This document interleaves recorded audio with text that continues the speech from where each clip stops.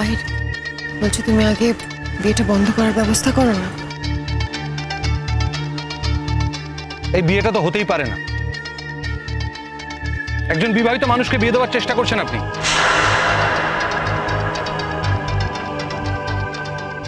আপনার ব্যাপারটা কি? আপনি সন্ন্যাসীর পোশাক পরে আছেন। সত্যিকারের মন থেকে সন্ন্যাসী কিনা জানি না, তবে আপনাকে জেলের ঘানি আমি টানাতে চাই না। আপনি যেটা করছেন সেটা শাস্তিযোগ্য অপরাধ, সেটা আপনি জানেন। আমি কি করছি আমি সেটা খুব ভালোভাবে জানি। আমার আশ্রমে আমার নিয়মই শেষ কথা। আপনার আশ্রমের নিয়ম আপনি চালু করেছেন, সেটা আপনার জানার কথা, আমাদের জানার কথা নয়, আর আমাদের মানার কথাও নয়। আপনি আশ্রমে এরকম একটা নিয়ম চালু করেছেন, সেটাই যথেষ্ট শাস্তিযোগ্য, সেটা জানেন আশা করি। না না, আপনি তো লোকাল পুলিশ স্টেশন হয়েই আসছেন। আপনার তো জানার কথা আমার আশ্রমে একটা নিজস্ব নিয়ম আছে। আশ্রমের নিয়ম বলে আলাদা কিছু থাকতে পারে না, কারণ এটা একটাই দেশ, একটাই সংবিধান। এই গোটা দেশে যে নিয়মটা আছে আশ্রমেরও সেটা নিয়ম। তাই বারবার আশ্রমের নিয়ম বলে বলে আমাকে উত্তেজিত করবেন না প্লিজ। শঙ্খ, চলে এসো। দাঁড়াও।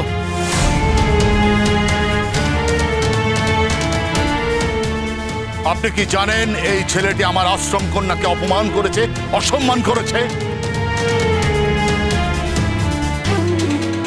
আপনি যার সম্পর্কে কথাগুলো বলছেন না, তাকে ব্যক্তিগতভাবে আমি বহু বছর ধরে চিনি। তাই তার সম্পর্কে এই ধরনের মিথ্যে অভিযোগ করে আমার কাছে অন্তত খুব একটা লাভ হবে না। আপনি চেনেন বলে তাকে বাঁচাতে এসেছেন, তাই তো? আপনি সেই ব্যাখ্যাটা করতে পারেন অনায়াসে, সেটা আপনার ব্যক্তিগত চয়েস। আমি কি করতে এসেছি জানেন? আমি বেসিক্যালি অন্যায়ের বিরুদ্ধে লড়তে এসেছি। অন্যায়ের বিরুদ্ধে লড়াই করাটা আমার কাজ, তাই অন্যায়ের বিরুদ্ধে আমি লড়বো, বিপরীতে যেই থাকুক না কেন। মোর, তুমি এখনো কেন কাঁদছো? তোমাকে বললাম না এটা কান্নার সময় নয়।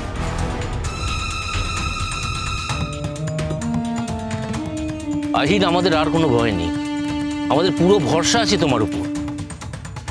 কত বড় একটা সর্বনাশ হয়ে যেত আহির। সত্যি আমার ছেলেটা যতবার বিপদে পড়েছে তুমি ওকে বাঁচিয়েছো বাবু।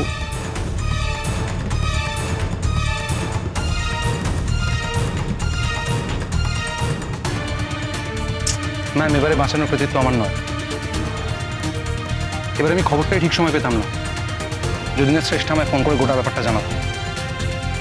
শ্রেষ্ঠ আমায় সঠিক সময় খবরটা দিয়েছিল বলে আজ আমি এখানে। ম্যাম, স্যার, আপনাদের যদি কাউকে ধন্যবাদ জানাতেই হয় সেটা শ্রেষ্ঠাকে জানান, কেননা শ্রেষ্ঠাই ঠিক সময় খবরটা পৌঁছেছে আমার কাছে।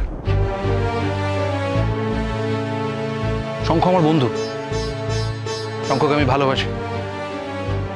মোহর আমার ছোট বোনের মতো, আমি সারা জীবন চেয়ে এসেছি যাতে ওদের ভালো হয়। কিন্তু আজ যদি ওদের কোনো ক্ষতি হতো, আমি যদি ঠিক সময় পৌঁছতে না পারতাম, তাহলে সারা জীবন নিজেকে ক্ষমা করতে পারতাম না। আমি শ্রেষ্ঠার কাছে কৃতজ্ঞ যে শ্রেষ্ঠা সঠিক সময় আমাকে খবরটা পৌঁছে দিয়েছে। মোহর, আর কান্নার কিছু নেই। কি হলো অফিসার? আপনি চুপ করে দাঁড়িয়ে কেন? আপনার লোকজন চুপ করে দাঁড়িয়ে কেন? এখানে একটা বেআইনি বিয়ে হচ্ছিল, তাও দাঁড়িয়ে থাকবেন? এরা বেআইনি কাজ করেছে, এই আশ্রম বেআইনি কাজ করেছে। এই আশ্রমটা এভাবে চলতে দেওয়া যায় না। না স্যার, মানে ও, আশ্রমের ব্যাপারে আপনারা কিছু করতে পারবেন না, তাই তো? ভালো কথা, খুব ভালো কথা। আমি নিজে দেখবো কি করা যায়। আপাতত ছেলে মেয়ে দুটোকে গাড়িতে তোলার ব্যবস্থা করুন। এই মেয়েটি এই ছেলেটির বিরুদ্ধে অভিযোগ দায়ের করবে।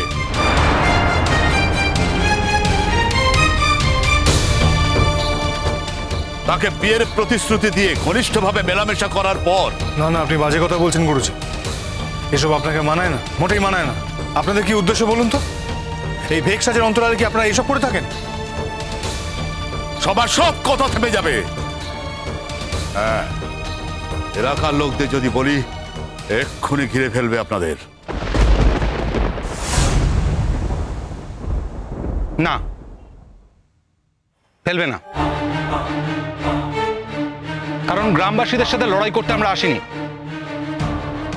আমি গ্রামবাসীদের সম্মান জানাতে চাই। আপনি একটা মিথ্যেকে আশ্রয় করেছেন, সেই মিথ্যের সাথে আমি হাত মেলাবো না। আপনি কি করছেন আপনি জানেন? একজন মানুষ যিনি বিবাহিত, যার স্ত্রী জীবিত, তাকে আপনি জোর করে অন্য একটি মেয়ের সাথে বিয়ে দেওয়ার চেষ্টা করছেন, যেটা আইনত অপরাধ। আপনি যা করছেন আইনের পরিভাষায় সেটা অপরাধ। আপনি জোর করে, ভয় দেখিয়ে, লোক দিয়ে ঘিরে একজন বিবাহিত মানুষকে আবার বিয়ে দেওয়ার চেষ্টা করছেন। আপনি জানেন আইনত এর জন্য আপনার শাস্তি হতে পারে। আপনার গায়ে সন্ন্যাসীর পোশাক। আমি চাই না আপনার কোনো ক্ষতি হোক। ইনফ্যাক্ট এই আশ্রমের কারোর কোনো ক্ষতি হোক আমি চাই না। আপনি শঙ্কর রায় চৌধুরী সম্পর্কে যে কথাগুলো বলছেন সেগুলো একটাও বিশ্বাসযোগ্য নয়। কারণ বহু বছর ধরে আমি শঙ্কর রায় চৌধুরীকে চিনি ব্যক্তিগতভাবে। আর সব থেকে বড় কথা কি জানেন?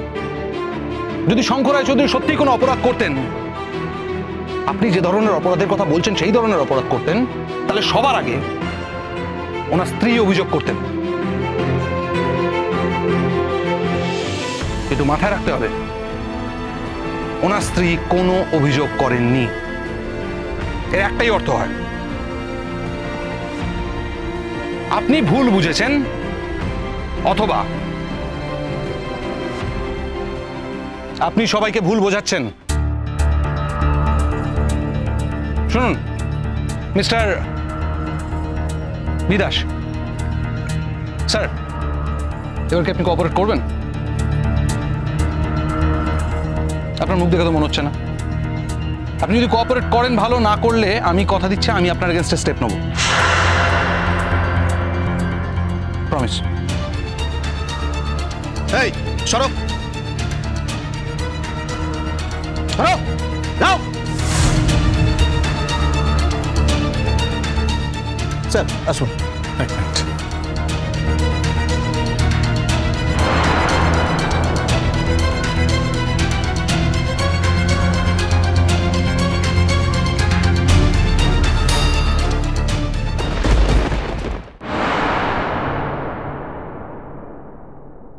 ধরো।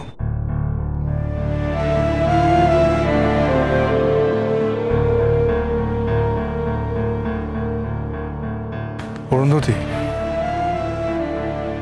আমি যখন এখানে প্রথম দিন এসেছিলাম সেদিন থেকে তুমি আমাকে যা যত্ন করেছো, যা সেবা করেছো, এই আশ্রম ঘুরিয়ে দেখেছো, আমার সাথে কথা বলেছো, অনেকগুলো দিন তোমার সাথে কেটেছে।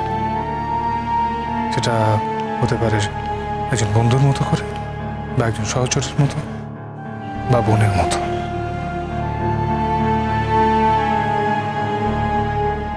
কিন্তু তোমার এই সেবা যত্ন, আমার প্রতি এত উদারতা, এটাকে সম্মান দিয়েই বলছি। এটা আমি কোনোদিনও আমার জীবনে বলতে পারবো না, কোনোদিনও নয়।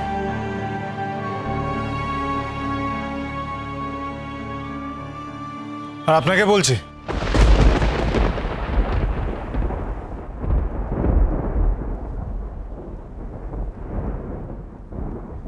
আপনার এখানে থাকলাম, দেখলাম, অনেক কিছু শিখলাম। আচ্ছা গুরুজি, জানি না গুরুজি বলা উচিত কিনা, আপনাকে যে এই আশ্রমের উন্নতির স্বার্থে অনেকগুলো টাকা দান করেছি, সেগুলো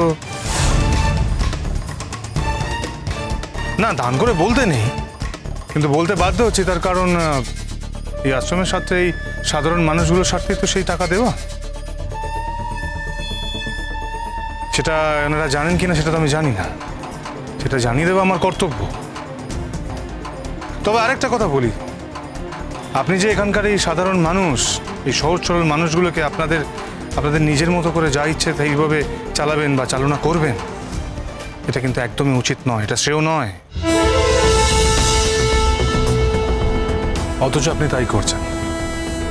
আমি এই কথাগুলো মোটেই বলতাম না, কিন্তু আমার এই ব্যাপারে সন্দেহ হয়েছিল।